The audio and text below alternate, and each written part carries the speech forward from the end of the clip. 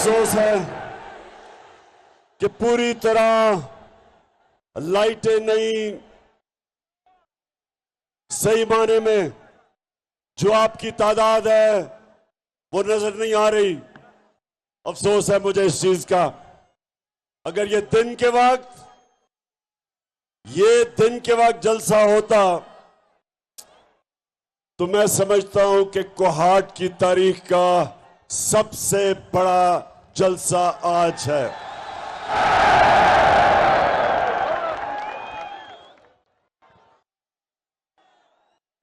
मेरे कोहाट के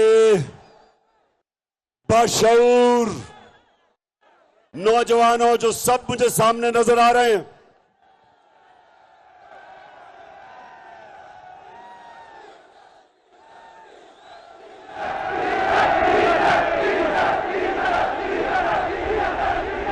ये ठीक है आपकी बात कि पेट्रोल और डीजल की कीमतें बढ़ने लगी हैं।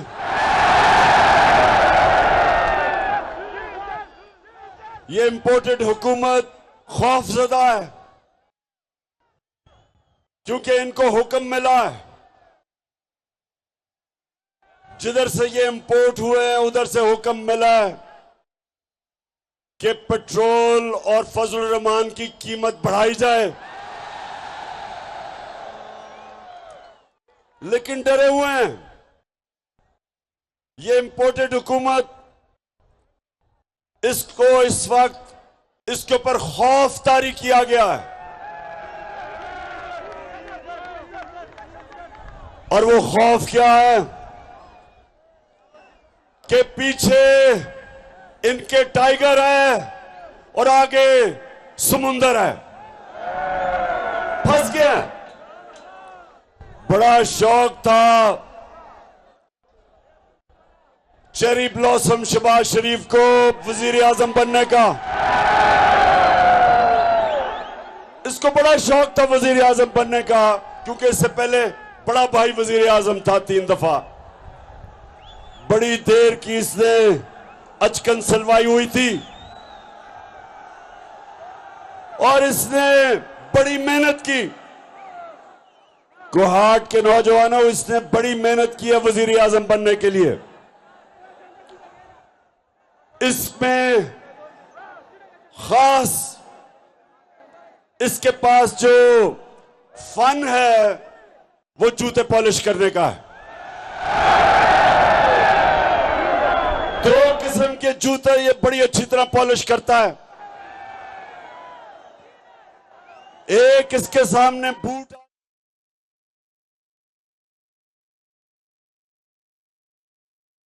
साबिक वज़ीर आज़म इमरान खान इस वक्त जलसे से खिताब कर रहे हैं। उनका कहना था कि लाइट का इशू है जिसकी वजह से एक बड़ी तादाद कारकुनान की नजर नहीं आ रही, वरना ये तारीख का। तो अब सबसे ज्यादा इसके कौन मजे ले रहा है?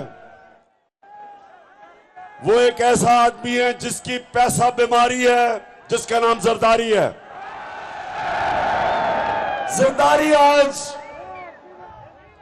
आज वैसे वाकई नून लीग के मुकाबले में वो वाकई जरदारी इन सब पे भारी है। नून लीग पे वो बड़ा मजे ले रहा है। सारी गालियां महंगाई की, जो रुपया गिर रहा है, स्टॉक एक्सचेंज गिर रहा है, वो शहबाज शरीफ को पड़ रही हैं। और जरदारी फेडरल गवर्नमेंट में भी बैठा है और सिंध के ऊपर भी कब्जा करके बैठा है। तो कोहाट देखें, एक कुरान में अल्लाह कहता है एक प्लान इंसान बनाता है और दूसरा ऊपर वाला अल्लाह बनाता है और कामयाब सिर्फ एक होता है। तो इन्होंने बड़ा स्कीम किया था, साजिश की थी, बड़ी मिन्नतें करके, जूते पॉलिश करके, सबने मिलके, 3 स्टूजेस ने, 3 स्टूजेस, एक उसमें डीजल, दूसरा जरदारी और तीसरा चेरी ब्लॉसम, इन तीनों ने जोर लगा के हमारी हुकूमत गिराई। लेकिन आज जिस तरह मैंने कहा, आगे समुंदर और पीछे टाइगर फंस गया शहबाज शरीफ। और अब इनके पास एक ही रास्ता है। ये अब अमेरिकनों को कहेंगे, कल इनकी IMF की मीटिंग है दोहा में, अमेरिकनों को कहेंगे कि खुदा के वास्ते हमारी मदद करो, हमें थोड़े डॉलर दो। अगर हमें तुमने डॉलर ना दिए तो इमरान खान फिर आ जाएगा। लेकिन मेरे कोहाट के नौजवानों, मैं अमेरिकनों को बहुत अच्छी तरह जानता हूं। वो कभी अपने डॉलर ऐसे नहीं देते। वो अगर डॉलर देंगे तो इनको पहले मजीद और गुलामी करवाएंगे। इनको हुक्म देंगे कि जब भी जो भी हम आपको कहेंगे, फॉरेन पॉलिसी आपकी हमारे हुक्म पे चलेगी। हम अगर आपको हुक्म देंगे, और हुक्म दे चुके हैं, कि रूस से आप तेल पाकिस्तान में नहीं मंगवा सकते, जबकि हमने 30% कम रूस से तेल का मुआहदा कर लिया था। आप सोचे, आपको पेट्रोल भी और फजल रहमान भी 30% कम मिलना था। हमने गंदम का भी फैसला कर लिया था कि रूस से 30% कम गंदम मंगवाएंगे पाकिस्तान में, ताकि अपने लोगों को महंगाई से बचाएं। लेकिन कोहाट के नौजवानों, आते साथ ही इन्होंने वो मुआहदे खत्म किए, क्योंकि हुक्म मिला था इनको।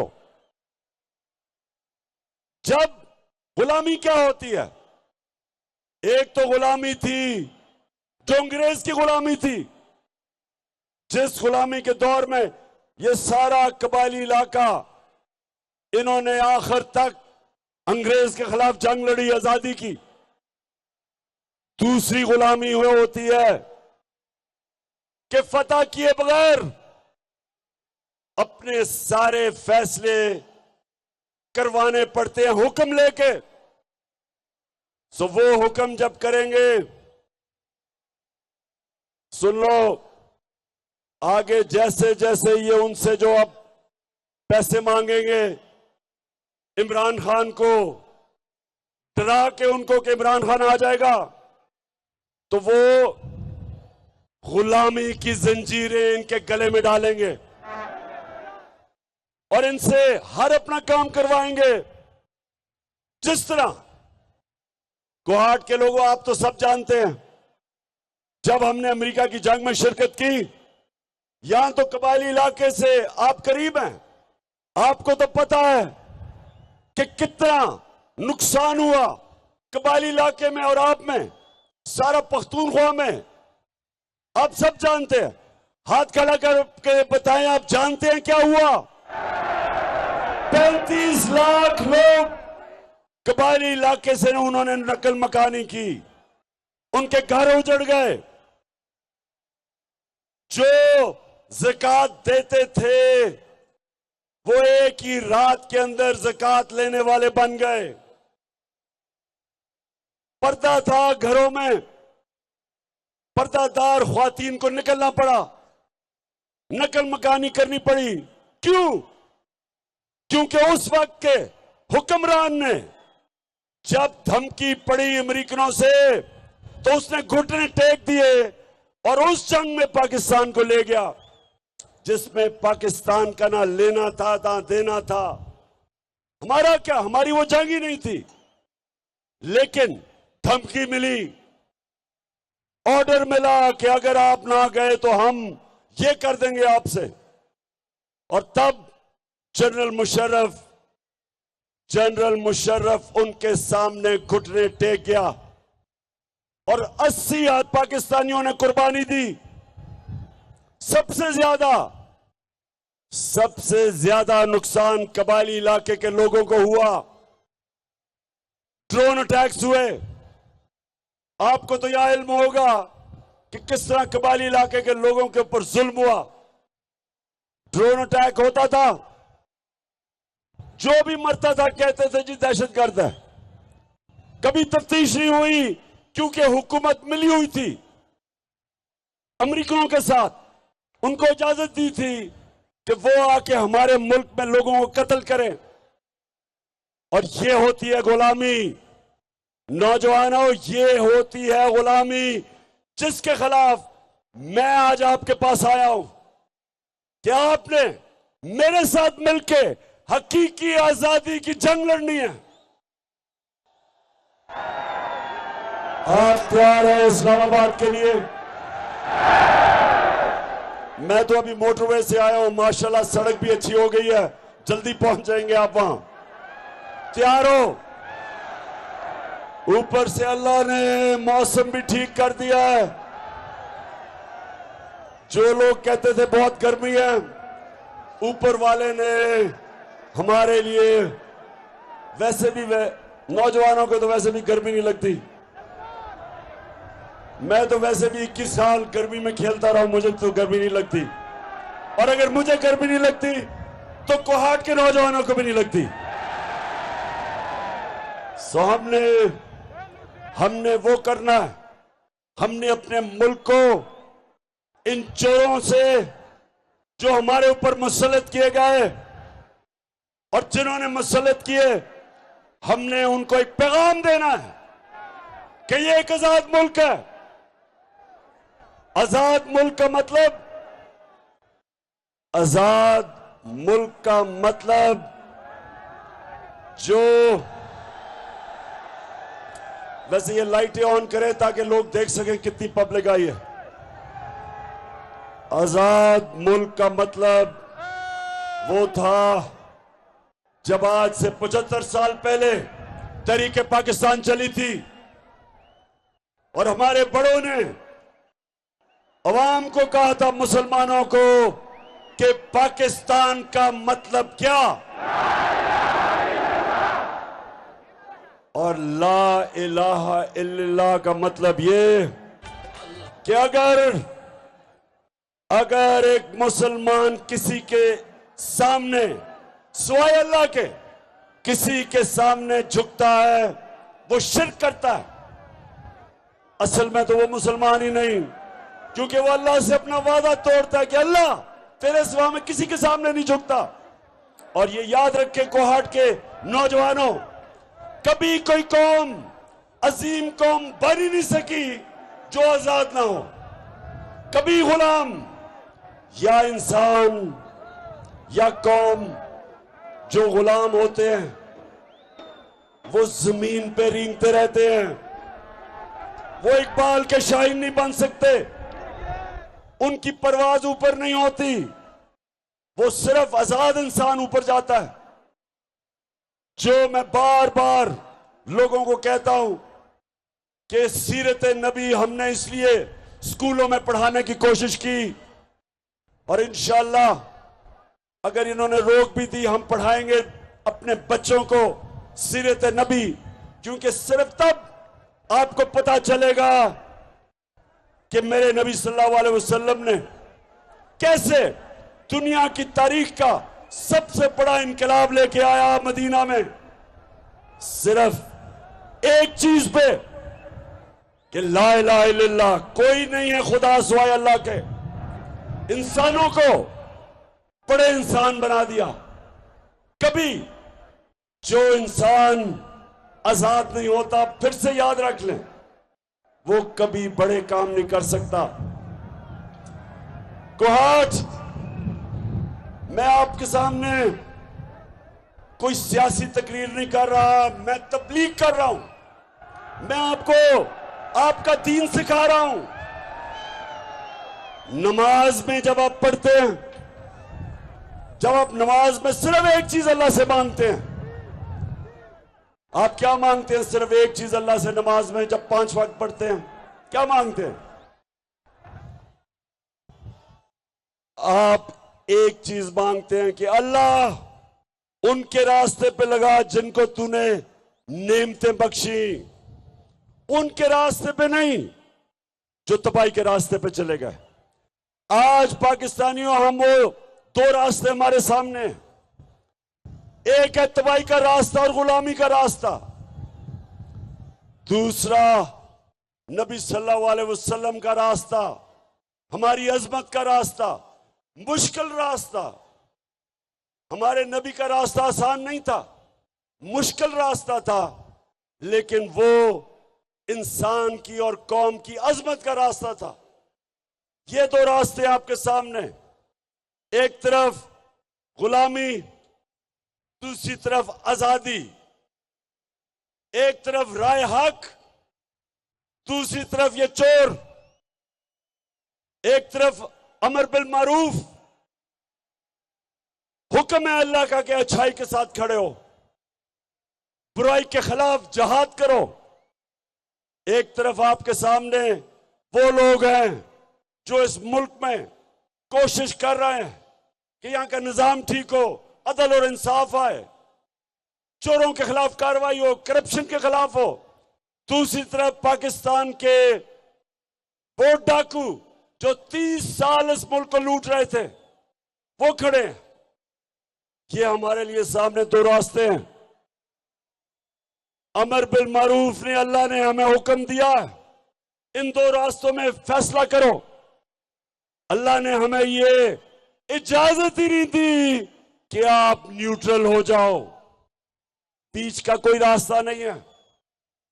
और इसलिए जो मैं आपको तैयार करने आया हूं, इस्लामाबाद की हकीकी आजादी की मार्च, मुझे जरा कोहाट फिर जरा बताओ, हाथ उठा के कि आप तैयार हैं उसके लिए। कोहाट, मैं आप भूल ना जाऊं, मैं आज एक बड़ा अजीम इंसान, ख्याल जमान, उसको मैं आज याद करना चाहता हूं। हमारे पार्टी में थे और अल्लाह को प्यारे हो गए, तो मैं आज ख्याल जमान को खास तौर पे और उनकी फैमिली को याद करना चाहता हूं। इन्होंने हमारे साथ जदोजहद की थी। तो कोहाट, आज जो आपके सामने हुकूमत है, चेरी ब्लॉसम की, बूट पॉलिश, ये याद रखें कि सारों हमें कहते रहे कि जी हम बड़े तजर्बाकार हैं, हमें कहते रहे कि आप नाहिल हैं, और कहते रहे कि जब भी आप अवाम में जाएंगे तो लोग आपको बुरा भला कहेंगे, आप छुपते फिरेंगे। अब अल्लाह का करम यह है कि ये छुपते फिर रहे हैं और ये देखें लोग निकल के हमें इज्जत दे रहे हैं। ये अल्लाह का कमाल है, इज्जत देने वाला है। तो इन्होंने कहा कि तजर्बाकार है, किधर गया वो तजर्बा? मुल्क का माइशत का तबाह कर दी इन्होंने। महंगाई हमें कहते थे, और इनके पैसे दिए हुए एंकर और जो मीडिया हाउस इनसे पैसे बना रहे थे, हर रोज हमें याद कराते थे कि बहुत महंगाई हो गई। जरा जाएं आज लोगों में, उन सबको मैं कहता हूं, मीडिया हाउसेस को, एंकर्स को, पूछें लोगों से, महंगाई का पूछें, और पूछें लोगों से कि क्या ये इस इंपोर्टेड हुकूमत के साथ हैं। तो जो माइक लेके जाएगा, दो अवाम से दो आवाजें सुनेगा। एक सुनेगा गद्दार और दूसरा सुनेगा चोर। मदीना में इनको आवाजें लगी। अच्छा, मैं समझ गया, आप कह रहे हैं 3 आवाजें लगेंगी, एक चोर, एक गद्दार और एक डीजल। अच्छा, हमारी कोहाट सुने जरा, बड़ी मुश्किलों से हमारी असेंबली पहली दफा कितने सालों में एक असेंबली डीजल के बगैर चल रही थी। तो डीजल भी इनके साथ मिल गया और इन्होंने ये साजिश की। और देखें, अब सबने कहा बड़ा शहबाज शरीफ बड़ा तजर्बाकार है, सुबह 7 बजे उठ जाता है और सारी जगह भागा फिरता है। अब किधर शहबाज शरीफ, बताओ जरा। हमने आपका जो बैंकरप्ट दिया पाकिस्तान, दिवालिया निकाल के हमें दिया, हमें फख्र है कि हमने हर मुश्किल वक्त से निकाला। हमने उसको कोरोना के दौर में निकाला। कोरोना 100 साल में एक दफा इतनी बड़ी वबा आती है, बुरान आता है।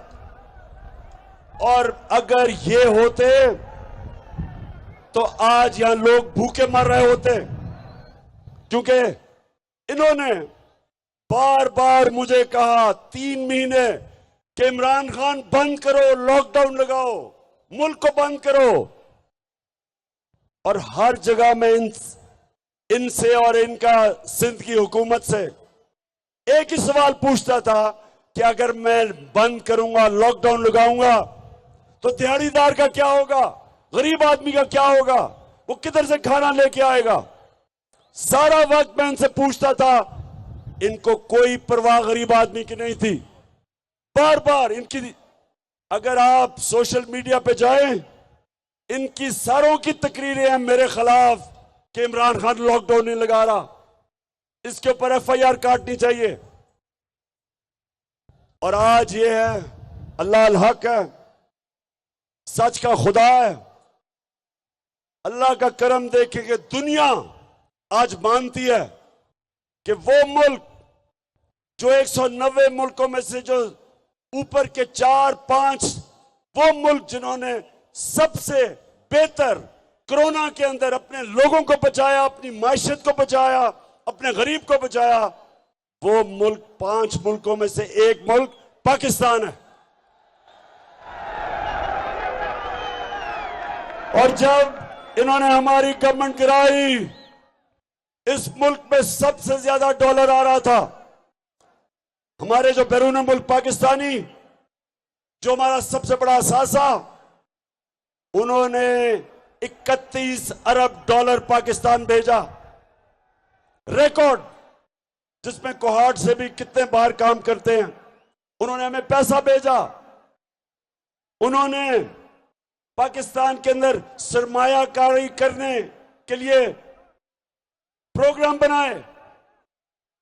हमने सबसे ज्यादा एक्सपोर्ट्स की, हमने इंडस्ट्री उठाई, हमने अपने किसानों को उठाया, किसानों को पैसा दिलवाया। जो शुगर माफिया किसानों को पैसा नहीं देता था, हमने किसानों को पैसा दिलवाया, कीमत दिलवाई, सही पैदावार की कीमत दिलवाई। किसानों के पास पैसा आया, उन्होंने अपनी जमीन पे लगाया। रिकॉर्ड पैदावार पाकिस्तान में 5 बड़े फसलों की हुई। 60% पाकिस्तान में खुशहाली आई। उसके अलावा 50 साल के बाद हमने बड़ी 5 डैमें शुरू की। पाकिस्तान में 50 साल के बाद डैमें बननी शुरू हुई। यहां भी बन रही है मुमन डैम, जो पेशावर को तब्दील कर देगी। सस्ती बिजली, पानी किसानों के लिए। बादशाह डैम, दासू डैम, बड़ी डैम शुरू की, जो 50 साल तक पाकिस्तान में डैमें नहीं बनी। उसके बाद मौसम की तब्दीली रोकने के लिए हमने 10 अरब दरख्त लगाने का प्लान बनाया अपने आने वाली नस्लों के लिए, ताकि आपकी जिंदगी बेहतर हो। पहली दफा पाकिस्तान में हुआ। ये हमने किया। करप्शन रोकी। सड़कों के ऊपर नेशनल NHA, नेशनल हाईवे जो अथॉरिटी, सुने जरा कोहाट के लोगों, आपके पख्तूनख्वा का हमने वजीर लगाया मुराद सईद। 1000 अरब रुपया उसने बचाया। 1000 अरब रुपया। नून लीग के मुकाबले में जो हमारे दौर में सड़कें बनी, वो 2013 में जो उन्होंने कॉन्ट्रैक्ट दिए थे, हमने 2018 और 21 में सस्ती सड़कें बनाई, 1000 अरब रुपया बचाया, रेकोटेक का फैसला करवाया, जिधर पाकिस्तान के ऊपर 20 अरब डॉलर का नुकसान न होना था। हमने अपने मुल्क को अजाब से बचाया, निगोशिएट किया, जिसकी वजह से एक तो हमने इतना बड़ा फाइन बचाया रेकोटेक का, उसके अलावा कोहाट के नौजवानों हमने सबसे बड़ी इन्वेस्टमेंट लेके आए जो इंशाल्लाह पाकिस्तान को खुशहाल करेगी आगे आके। कारके क्या, एक रेंटल पावर में करप्शन हुई, 200 अरब रुपए का पाकिस्तान को फाइन हुआ, मैंने प्रेसिडेंट एर्दोगान से मिलकर वो फाइन खत्म करवाया, 200 अरब रुपया बचाया पाकिस्तान का। आईपीपीज, हमें जो इन्होंने कॉन्ट्रैक्ट साइन किए हुए थे, बिजली जो महंगी बिजली थी वो निगोशिएट किया, 700 अरब रुपया बचाया अपने मुल्क के लिए अगले 10 सालों में। और फिर कतर से गैस का कॉन्ट्रैक्ट साइन किया जो इनके मुकाबले में $300 मिलियन साल का हमने बचाया। हमने किया इसलिए कि हम पैसे नहीं बना रहे थे, हम करप्शन नहीं कर रहे थे, उस हुकूमत को इन्होंने गिराया और आज भागे फिर रहे हैं दुनिया में। अब जब उनके घुटने दबाएंगे, पैर दबाएंगे, जूत पॉलिश करेंगे जूते कि जी हमें किसी तरह पैसा दे दो। तो इसलिए मैं आज अपने पाकिस्तानियों को कह रहा हूं, आपने सबने तैयारी करनी है। मैं आज सुप्रीम कोर्ट का जो फैसला हुआ है लोटों के खिलाफ,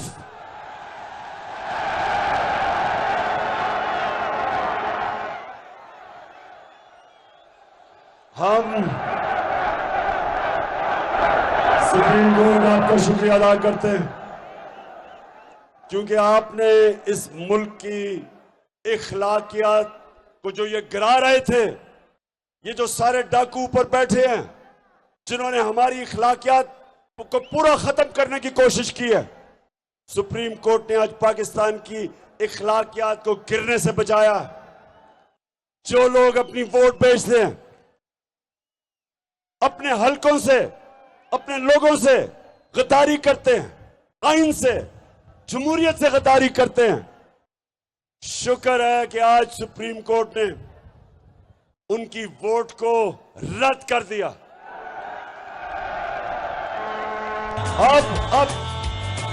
अब हमजा शरीफ, तुमने भी बड़ी देर की अचकन सलवाई हुई थी, अब जरा उस अचकन को आराम से जो आपने पहनी है उस अचकन को भी रखो। और अब मुझे पूरा पता है कि इंशाल्लाह पंजाब में मुर्गी की कीमतें भी नीचे आ जाएंगी। मैं सुप्रीम कोर्ट से एक और बड़ी आजिज़ी से रिक्वेस्ट करूंगा कि शरीफ खानदान के केसेस करप्शन के आप सुने, क्योंकि एफआईए को उन्होंने तबाह कर दिया। एक officer doctor Rizwan heart attack से मरा, इसमें भी तफ्तीश होनी चाहिए। और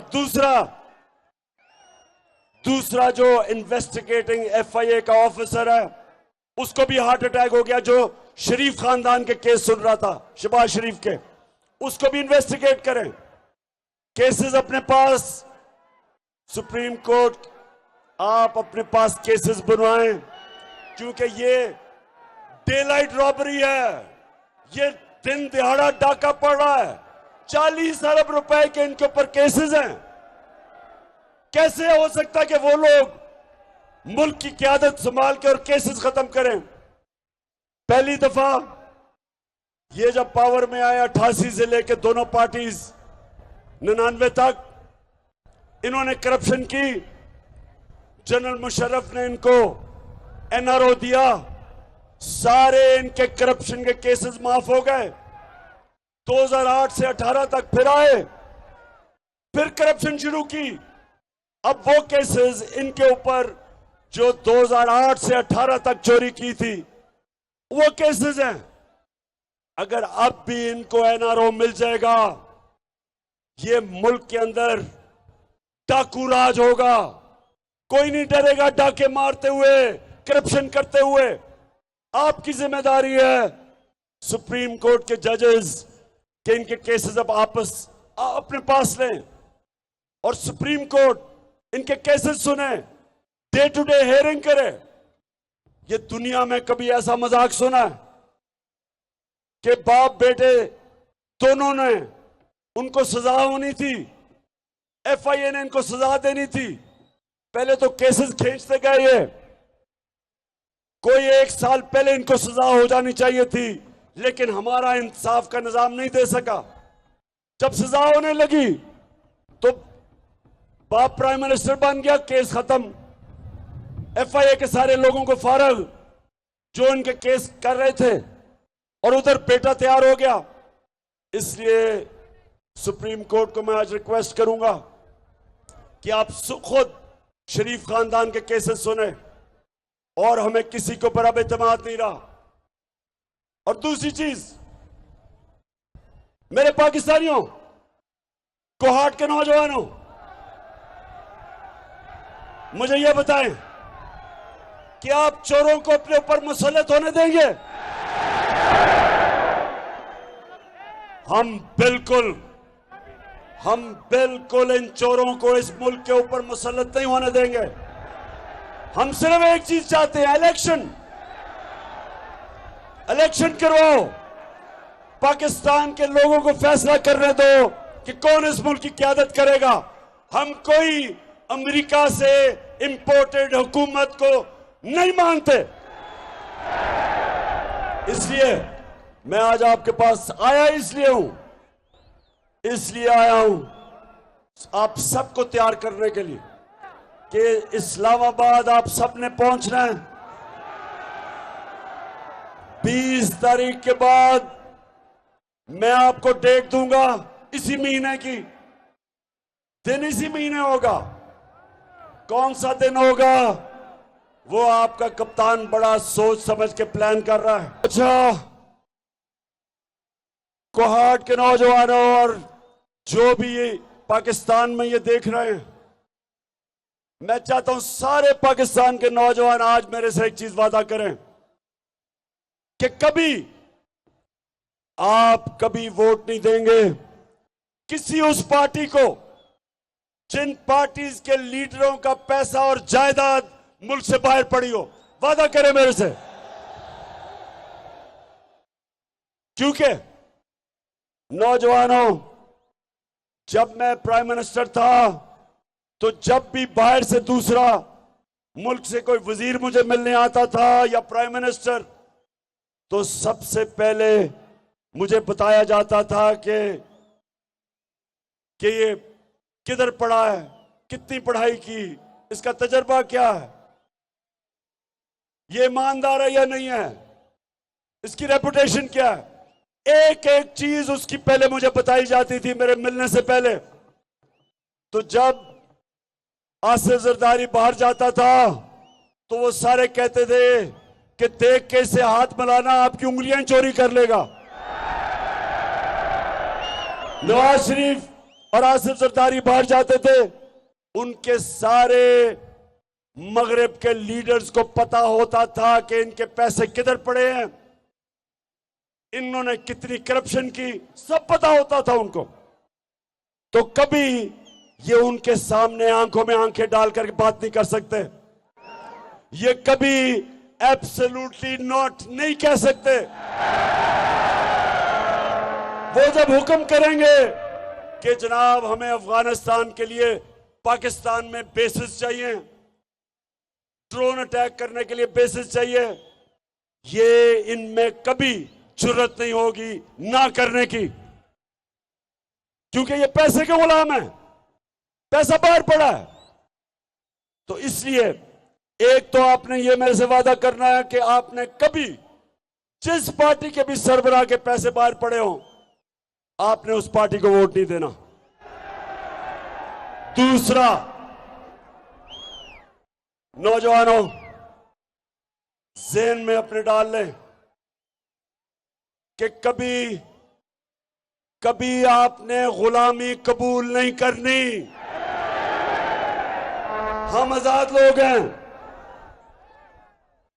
हम ला इलाहा इल्लल्लाह अल्लाह से वादा करने वाले लोग हैं। हम अगर किसी के सामने झुकते हैं, हम छोटे से इंसान रह जाते हैं। इंसान वो तकड़ा होता है जो अपने पैर पे खड़ा होता है। जो इंसान वसाखियां लेके फिरता है, उसकी टांगें कमजोर हो जाती है। और इसीलिए जब ये जाते हैं बाहर तो इनकी कांपें टांगती हैं, क्योंकि कमजोर लोग हैं। इसलिए नौजवानों, मैं आप सबसे वादा लेना चाहता हूं कि हम आजाद लोग हैं। कुर्बानियां दे के पाकिस्तान बना था। लाखों लोगों ने कुर्बानियां दी थी। हमारा लीडर कायदे आजम गुलाम हिंदुस्तान में एक आजाद इंसान था। हम वादा करते हैं, मेरी कौम, हम वादा करते हैं कि हम स्वाय अल्लाह की किसी की गुलामी नहीं करेंगे। हम हैं दुनिया की तारीख का सबसे अजीम लीडर, जो ना कभी ऐसा आया है ना कभी आएगा। हमारे नबी सल्लल्लाहु अलैहि वसल्लम वो हमारे लीडर जिनकी हम उम्मत हैं, उन्होंने हमें सिखाया था कि कोई नहीं है खुदा सिवाय अल्लाह के। इसलिए ये बहुत जरूरी है कि आज हम खड़े हों, एक पूरी मेरी कौम खड़ी हो। और जब आप इस्लामाबाद में जाएंगे तो हमेशा के लिए ये जो गुलाम है, पैसे के गुलाम है, हमेशा के लिए इनसे आजाद हो जाएंगे इंशाअल्लाह।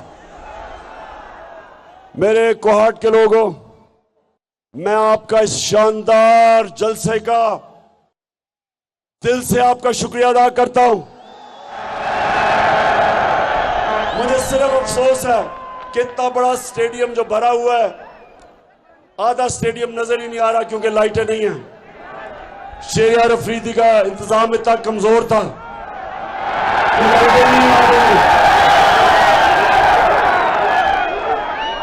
आगे से शेरियार अफरीदी किसी और को इसका इंतजाम देना। और ज़ियाउल्लाह बंगश आपको भी मुबारक देता हूं, शेरियार आपको भी, कि आपने आज इतना जबरदस्त जलसा किया, लेकिन आधा अंधेरे में है। और मैं फिर से पख्तूनख्वा को एक मुबारक देना चाहता हूं कि लोटे तो सारी जगह से हुए, लेकिन पख्तूनख्वा में सिर्फ एक लोटा निकला। मुबारक हो आपको। अच्छा, वो लोटा कौन है? मैंने इनको कहा था लोटों को, जब ये लोटे हो रहे थे, जब ये अपने ज़मीर के सौदे कर रहे थे, तो मैंने पैगाम दिया, मैंने कहा ना, अपने आप को जलील ना करो। ये सारी जिंदगी लोग आपको याद करेंगे, आपकी सोशल मीडिया पे शक्लें आएंगी, हमेशा आपकी शक्लों के साथ लोटा लिखा जाएगा। आपके बच्चों की जो शादियां होंगी, आपके बेटे की बीवी कहेगी तुम्हारा बाप लोटा था।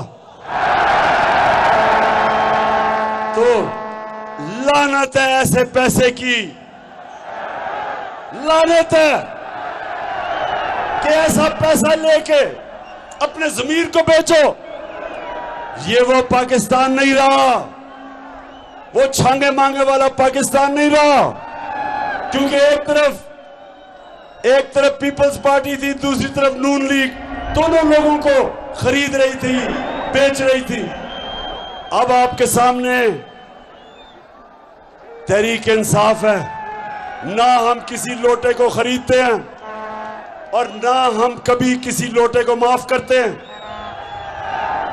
और ये नया पाकिस्तान बन रहा है, इसमें हमने इस मुल्क की अखलाकियात को उठाना है, अमर बिल मारूफ पे चलना है, जो हुक्म है अल्लाह का, अच्छाई के साथ खड़े होना है और बुराई और बदी के खिलाफ जिहाद करना है। कोहाट, पाकिस्तान जिंदाबाद, पाकिस्तान पाइंदाबाद। और फिर से इस शानदार जलसे का आपको खिराज तहसीन भी पेश करता हूं, शुक्रिया अदा भी करता हूं।